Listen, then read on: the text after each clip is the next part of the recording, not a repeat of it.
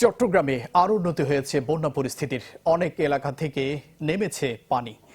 ফটিকছড়ির বিভিন্ন এলাকায় পানির পর ভেসে উঠছে বন্যার ক্ষত চিহ্ন।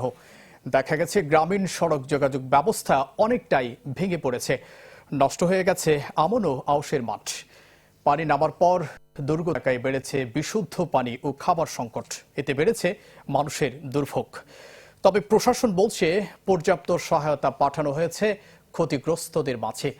পানি কমেছে হাটহাজারীর রাউজান সাতকানিয়ায়, তবে এখনো মিরসরাইয়ের অনেক এলাকায় রয়ে গেছে বানের পানি।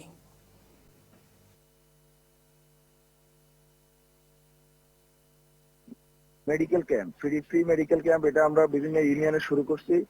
এর সাথে আমরা ওই যে বেসরকারি বিভিন্ন প্রতিষ্ঠান যারা মেডিকেল ক্যাম্প প্রতিষ্ঠা করছে আমাদের সাথে সমন্বয় করতেছে। আমরা বিভিন্ন ইউনিয়ন গুলো টার্গেট করে দিয়েছি যে ওই সব ইউনিয়নে যাতে ওনারা মেডিকেল ক্যাম্প করতে পারে। দুর্যোগ ব্যবস্থাপনা মন্ত্রণালয় আমাদেরকে একটা কোনো সিদ্ধান্ত দিবে, তারপরে আমরা ওই বিষয়ে চূড়ান্তভাবে জানাতে পারবো। আর স্থানীয় পর্যায়ে বিভিন্ন স্বেচ্ছাসেবী সংগঠন, প্রবাসী বা বিভিন্ন মানবিক সংগঠনগুলা তারাও কিন্তু ইতিমধ্যে উদ্যোগ নিচ্ছে। ফ্যালকন অ্যালুমিনিয়াম মরিচা পড়ে না, ওই স্ক্র্যাচ প্রুফ।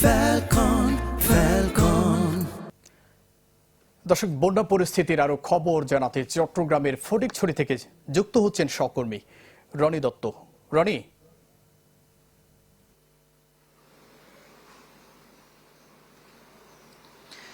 জুবাইর, আমি এখন অবস্থান করছি ফটিকছড়ির সুন্দরপুর এলাকায়। এখানে আসলে আমরা গত কয়েকদিন এখানে যখন পানি ছিল তখন আমরা কিন্তু একেবারে আসতে পারিনি, মূল সড়ক থেকে আমাদেরকে চলে যেতে হয়েছে।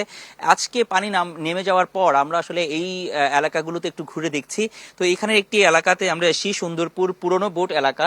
এখানে আপনি দেখাই যে এখানে একটি সড়ক ছিল, এখানে হচ্ছে এই খালের পাড়ে একটি সড়ক ছিল। বন্যার পানিতে এই সড়কটি একেবারে পানিতে তলিয়ে গেছে এবং এখানকার স্থানীয়রা এখানকার যে আশেপাশে যে ঘরগুলো ছিল সেগুলো কিন্তু ভেঙে গেছে, বেশ ক্ষতিগ্রস্ত হয়েছে, সেটা আমরা আসলে দেখতে পাচ্ছি। এখানকার স্থানীয়রা আপাতত এখানে চলাচলের জন্য একটু বাস বা কোনো কিছু দিয়ে চলাচলের জন্য তারা ব্যবস্থা করার চেষ্টা করছেন। তারপর আমি একটু জানতে চাইবো এখানকার যারা স্থানীয়রা আছেন তারা আসলে কি অবস্থায় আছেন বা কি পরিস্থিতিতে আছেন, তাদের সাথে একটু হয়তো আমি একটু কথা বলার জন্য চেষ্টা করব। এখানে যে এই এলাকার মধ্যে আপনারা পানি কি অবস্থায় এখানে ছিল, এখন আপনাদের কি পরিমাণ ক্ষতিগ্রস্ত হয়েছে একটু বলতেন। হ্যাঁ, আসসালামু আলাইকুম। এখানে অনেক বছর ধরে আমরা কষ্ট পাইতেছি। এখানে পানি উঠিলে আমাদের ঘরবাড়ি মানে পানি হইয়া যায়, অনেক কষ্ট হয়ে থাকি। এই পথগুলা নিয়ে এখানে একটা মসজিদ আছে, এখানে বাড়িঘর আছে। এই বাড়িঘরে নিয়ে আমরা অনেক কষ্ট হয়েছি। এটা নদীর পাড়ে পড়ছে। এটা যদি একটু করলে আমরা খুব ভালো হব, খুশি হব। আমাদের সবাই মসজিদ নামাজ পড়তে পারে না, অনেক কষ্ট আছে। আচ্ছা, এখানকার যে আপনারা দেখলাম যে বাড়িটার অর্ধেকটাই মানে এবারের বন্যার পানিতে পানি একেবারে দেয়ালটা কি একদম পড়ে গেছে একদিকে। তো কতটুকু অংশ ক্ষতিগ্রস্ত হয়েছে আপনাদের, মানে কতটুকু ক্ষতিগ্রস্ত? তো অনেক হয়েছে, মনে করেন লাখ লাখ টাকা জিনিস চলে গেছে, ভাসি গেছে। এখন আমরা চলাফেরা করতে পারছি না। এই যে আপনারা কি ভয়ে আছেন কি আরো এটা আরো কিছু আরো হইব বলে আমার মতে হইতেছে।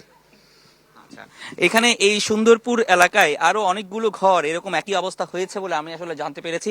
এখানে আরো কয়েকটা এলাকার মধ্যে আমরা শুনেছি যে এখানে বেশ কয়েকটি এলাকায় একই রকম অবস্থা হয়েছে। এখানে একটি আপনি দেখছেন যে চলাচলের একটি পথ, এখানকার বাসাবাড়ির একটি পথ, কিন্তু এই যে বন্যার ক্ষতিগ্রস্ত যে বিষয়টি সেটি কিন্তু এখন স্পষ্ট হচ্ছে। এবং আমাদেরকে ফটিকছড়ির যিনি নির্বাহী কর্মকর্তা তিনি আমাদেরকে জানিয়েছিলেন প্রায় 7 থেকে 8 হাজারের মতো বাড়িঘর কিন্তু এখানে এইভাবে এবারের পানিতে ক্ষতিগ্রস্ত হয়েছে এবং প্রায় 1.5 লাখ মানুষ কিন্তু পানিবন্দী ছিল।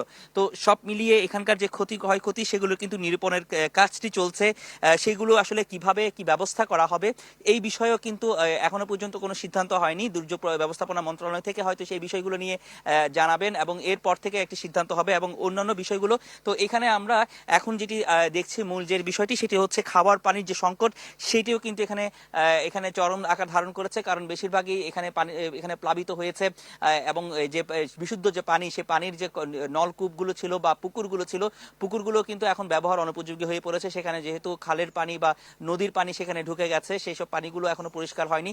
তো সেক্ষেত্রে মানুষের যে ব্যবহার করার যে বিষয়গুলো, সে ব্যবহার করতে তাদের খুব কষ্ট হচ্ছে। তো সেখানে বিশুদ্ধ পানির একটা বড় সংকট এখন দেখা দিয়েছে এবং একই সাথে পানিবাহিত রোগও কিন্তু এখানে আক্রান্ত হচ্ছেন। এই কারণে প্রশাসনের পক্ষ থেকে এই জায়গাগুলোতে উদ্যোগ নেওয়ার জন্য দাবি জানানো হয়েছে। তো এই ছিল এখানকার সবশেষ অবস্থা। মঞ্জুর।